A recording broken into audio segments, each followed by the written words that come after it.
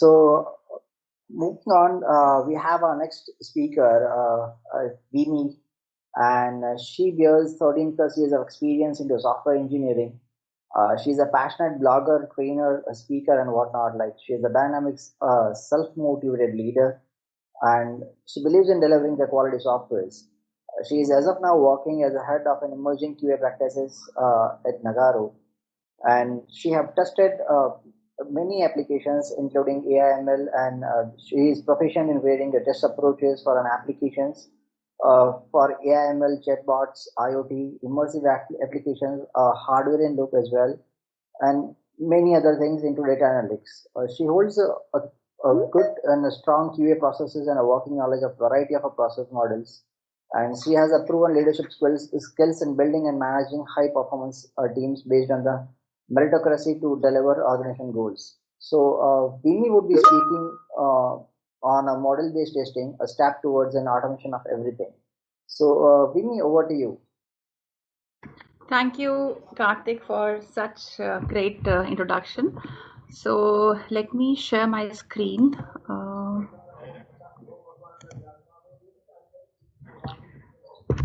What screen do you see, Karthik?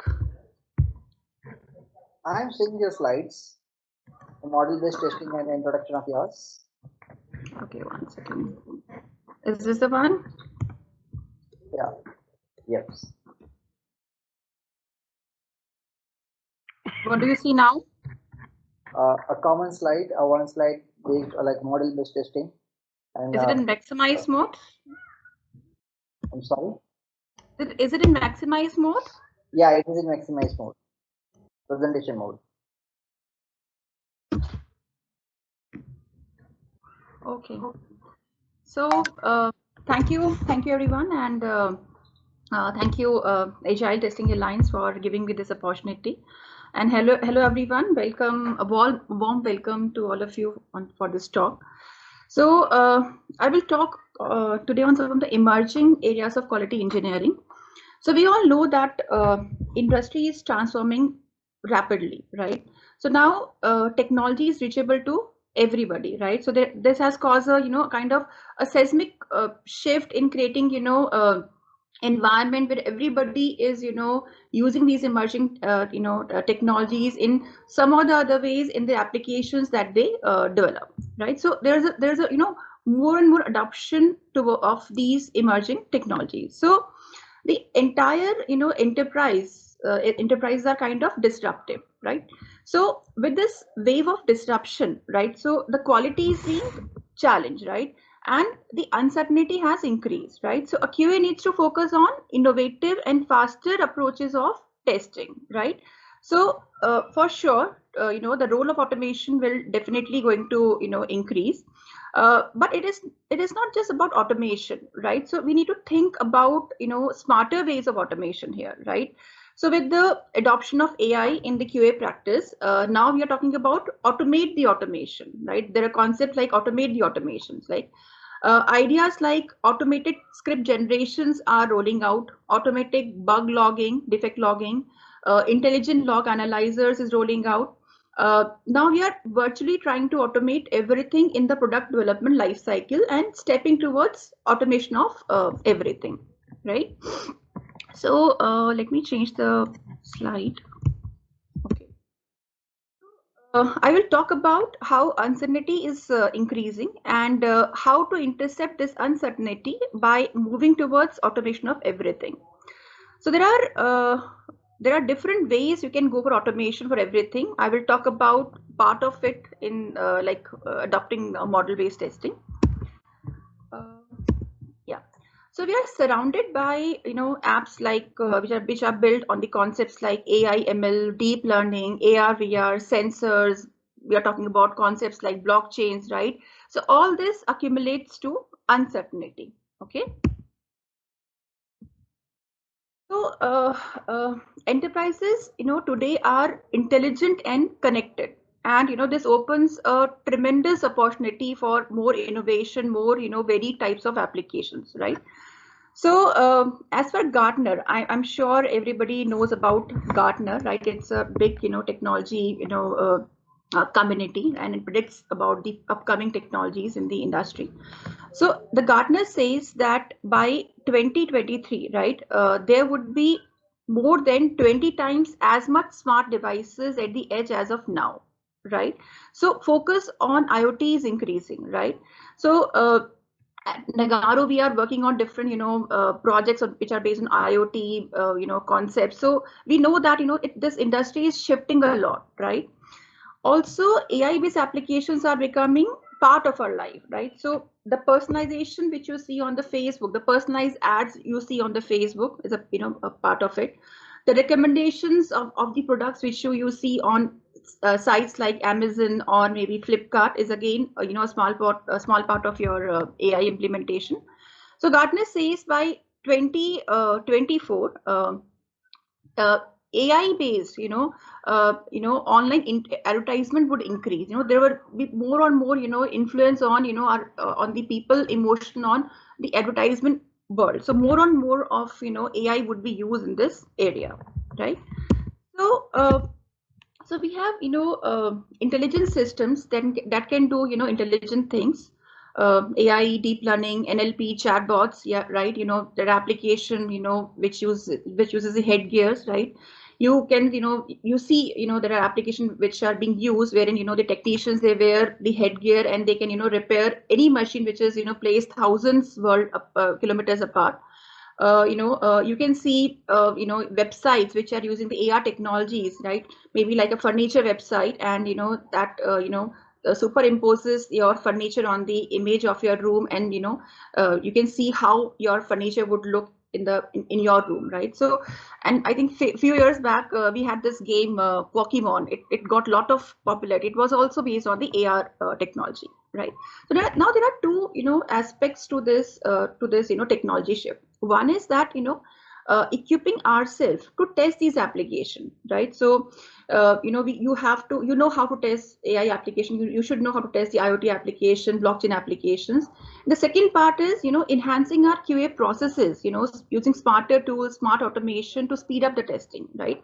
Because today's world is a world of fast feedback, right? Customers want to reduce their time to market, right, and look for faster deliveries, and at the same time they do not want to compromise with the quality, right? So we are moving towards digital QA, right? Now, what is a digital QA? So a digital QA is a combination of speed, quality, and intelligence to ensure the accelerated continuous quality, right? We have discussed that the QA is being challenged today. So just imagine yourself that you move to a project which is based on some AI application, or something like there's a edge device in the car, which collects data from cloud, and you give you suggestion on what is ahead, what is the road condition, what is the traffic condition, what is the weather condition. Or maybe get to test a chatbot, maybe, which basically based it collects your symptoms and books a doctor's appointment for you, right? Or maybe some headgear which you use, and which can be used for the physically disabled people to direct them on the road, right? So do you think you are ready to test these applications, right? So because this testing would require specialized skill, and we really have to adapt to these skills. We really need to first of all know what are those skills, right? So we need to intercept the uncertainty, right? So but how we need to intercept this uncertainty, because this huge digital world is causing uncertainty. So how to intercept this uncertainty and deliver a quality product for the customers, right? So there are different ways to it. So we have to go beyond automation and look for cognitive automation. So here we think about ideas on automate the automation, right? So we have to push testing upstream. We all know the concepts of shift left, right? Wherein we start the testing early. We have to think of some QA processes which can help you predict failures, right? So think of the QA processes, like maybe trend analysis of your results, trend analysis of your defects, and changing from a world of how many defects did you find to how many defects do you predict, or you foresee in the application. How about changing to this this perspective?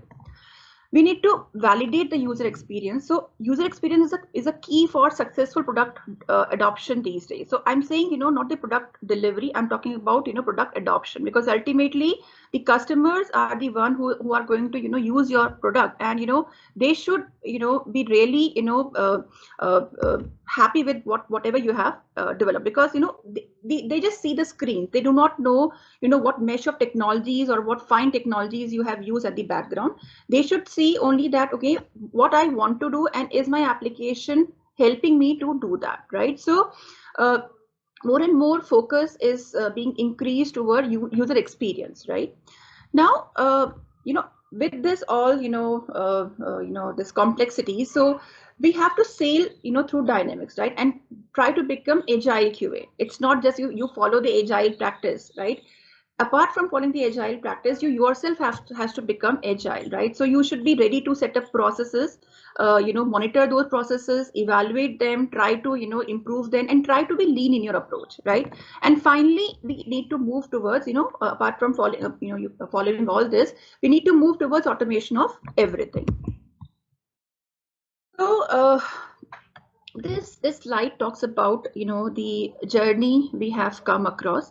So those of you of my age, I think they can relate it better. So, we started working with waterfall models, the V models, where the deliveries were in months and years. And I myself have worked in, similar projects when I was part of Accenture.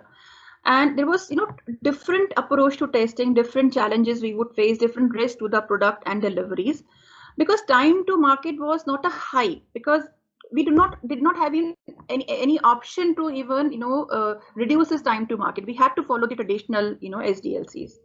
So then we adapted new SDLC models, right? And where the deliveries reduced to months, and then we moved towards agile, which got reduced to weeks. And now we are talking about deliveries in days, right? So if you talk about 100% agile projects, so there every, sprint delivery should be production ready. So trust me, Google and all, they are already doing this. Their every, sprint is a production ready, deployment for them, right? So, now we have to, test smarter and test, faster, right? So we need to move towards automation of everything. Now, we need to first of all understand what is automation of everything, right? So automation of everything is a, I'll say a practice which advocates automating virtually everything in the product life cycle, right? So starting from automating your coding, automating the, your creation of the virtualized environment, your provisioning of the environment, automated executions, automated script generations, and many more, right? So this practice makes your entire product development quite cost efficient, right? So there's a new category of workers emerging, which we call as augmented workers, or the augmented testing, what we are calling it out, right? So there are opportunities of automation at every layer, right? So we are very well, aware of this agile test pyramid, and I think many of you are already using this in your automation, right? So here, we know that automation is applied at each layer of the, pyramid, right? So this agile test pyramid, basically, it's a, kind of it based on the automation distribution. It, it shows at what layer how much you should be automating, right? So it advocates the, that your focus should be more and more automation at the bottom layer using static testing, unit testing. Then towards the business layers, your APIs, your microservices, your service layer, your JMS queues, your DB layer. And then automation, you're doing the end-to-end automation, like tools like, which depicts your consumer journeys using tools like Selenium, Cypress, WebDriver, IO, etc. And then automating the GUI using the tools like Gallon, Applitools, Browser Stack, Perfecto, etc. And then provide a value addition at the, top, whatever testing you do, it's a value addition by, and how you do the exploratory testing, right? Now again, this is a manual thing. Now think of a scenario where you can automate this also, and we'll see how you can do that in the upcoming slide also. So all in all, automation of everything has a lot of possibilities. You have the concepts of auto provisioning of the environments, automatic deployment, automatic developing the frameworks which are maintainable, automated maintenance of the framework, automated report analysis, automated defect logging. We have discussed automated test data generation, automated test case writing, right? So how about automated test case writing? We spend a lot of time, in creating our test cases. How about my, a world wherein my test cases are automated? I can, there is a tool which, auto generates my test cases, right? So we want to, target to, reach to that world, right?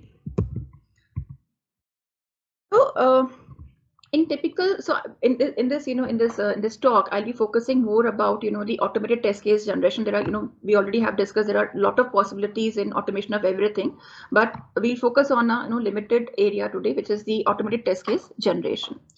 So in typical testing life cycle, it starts with the yeah, you're saying something. Okay, I thought somebody has unmuted to ask question. Okay. So in typical testing cycle, if you see, we start the testing at the, the code using the unit testing tools like SonarQube or, code reviews we do. Once we have the, deployed build, we do the initial smoke, then we do the happy flow testing, then we do the alternate flow testing, and then negative testing we do. And then, all this is generally done by some scripted test cases, right? Now with complex application, writing this scripted test cases is not enough. And how many test cases would you write? There are so many permutation combination. How many test cases would you be writing, right? So if you keep on writing each and every permutation combination, then your test case development effort would be very tedious, right? So what if you can reduce this effort, right? So what if we can automatically generate our test cases? What if we can do the exploratory testing through automation, right? So here comes the the concepts of model based testing, right? So now what is a model based testing? So first of all, we need to understand what is a model. So model is an abstraction of the real world, right? So if you see, there's a diagram, right? So it basically depicts the flow of of the Amazon Amazon applications search functionality, right? So user opens the browser gets open, he enters the base URL, then he searches for a product, maybe a book, right? Then you get a search result. Now in the search result, right, you can there are two ways you can take. Maybe you can search for other books, or you can click on one book and get more details about it, and then you can just go and add that book in the cart and so on. So all this flow, right, generally this is written in some use case, in some SRS document. How about writing all this flow in in form of some model, right? So if you write some in the form of model, right, so it is very easy for us to understand the flow. It is very easy for us to understand different flows, different permutation combinations, different uh, paths a user can take. It is the ambiguity gap between the BAs, the developers, and the QAs reduce when you see something in the form of picture, right? So picture says thousands of words. So it's picture, this model, it's very easy to understand, right? Now how about I have a tool in which I plug this model, and that tool reads this information from the model and creates my test cases, right? So this is the concept of model based testing, right? So model based testing says, okay, you create a model, you can create a model in any of the tool which you want. Then you set the rules on the traversing of the model, right? So for example, I can set the conditions also in the model that if the search result is more than 5, then only I'll be allowed to take a certain path. Maybe if I have only if I have added some product in my cart, then only I'll be able to allow checkout. Some this kind of rules you can there are very fine tools which can allow you to create these rules. So you create those rules. Now you pass this model to the to the some tool, and boom, test cases are created for you, right? So it is so easy if you do this. And there are tools which are already available in the market, which are actually doing this work for you, right? So there is a tool like Fortest, there is a tool like the Graphwalker, which we'll be discussing about in some time. There is a other tools which BPM tool is also there, which can help you to create the test cases, and the test cases which you create, you can actually import it to your maybe Jira, or maybe your TFS, or any or QC, or any other test management tool which that tool is compatible to, right? Now now it's time for the demo, so let me reshare my screen.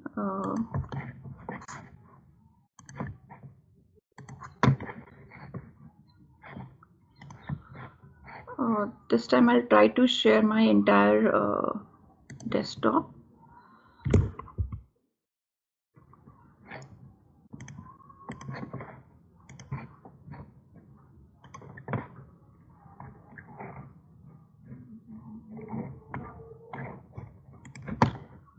Okay, so what screen do you see, Karthik? You are muted, Karthik, if you are saying something.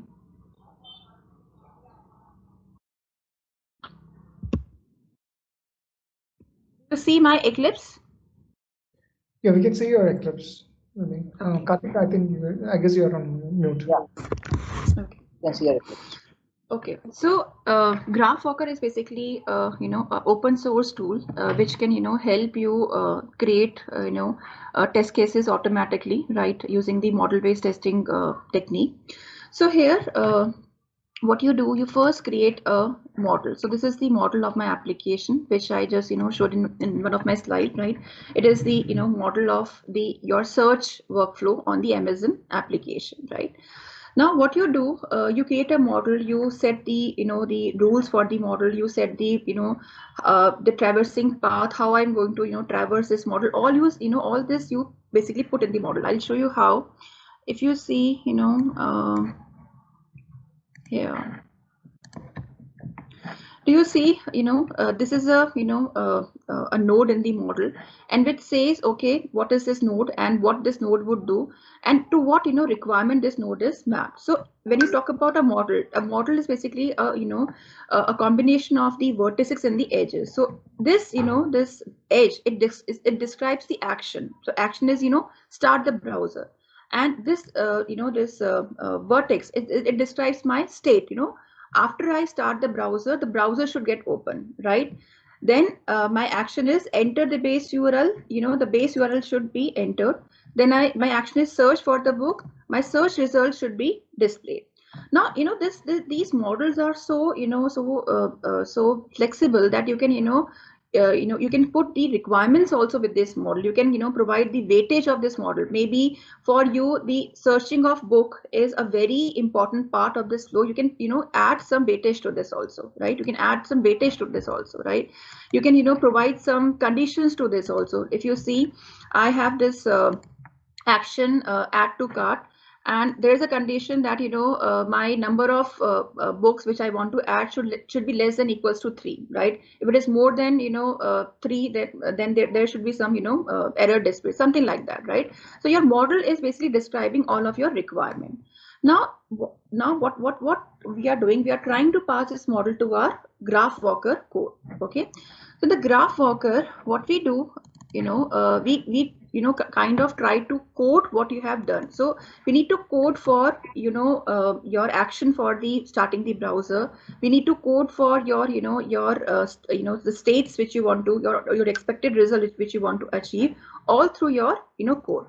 And before that, I mean, there are two things which you can do. One is you can code, and when you want to code, you need to use some tool on above the Graphwalker to code that. So I've used Selenium to code for it. So I have for example, if you see e add book to cart, right? So e add book to cart is my edge here, right? It is my action. So I've put a code which will drive my, which will create or which will which will make this action happen, right? So one is you can code using Selenium. The other thing is you can create your test cases, manual test case also.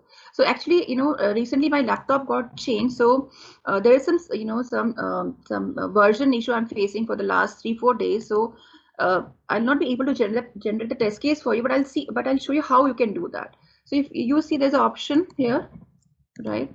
And here you give the project name, right? And here you give your what model you want to create the test cases on. And you see here, when you click on apply or run, you'll get kind of a summary of your test cases, and which you can export it to your Excel, right? So this can help you to create your test cases. So how it will be creating my test cases? It will be creating my test cases based on this model, right? Based on the conditions which I've set my model, right? And trust me, the test cases which you get are fairly of good quality. It's an open source tool, so that they are not so much fine test cases as compared to tools like BPN and all. There you get a very fine test case, but here you get a fairly good quality test cases. And if you want to automate these test cases, you have Selenium for you, and you can just write a code for each of your action, or for each of your vertex, or for each of your edge, and you can do that.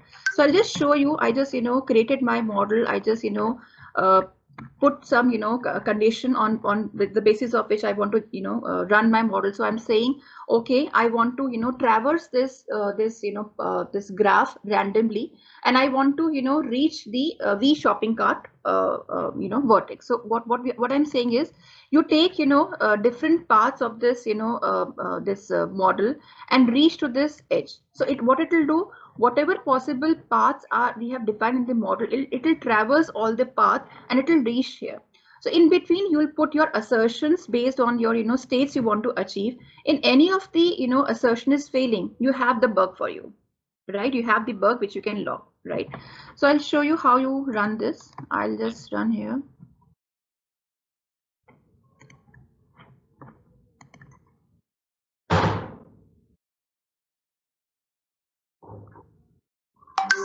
So it will open Firefox and open Amazon and take different paths on Amazon. And all this I did not do anything. I just put defined a model.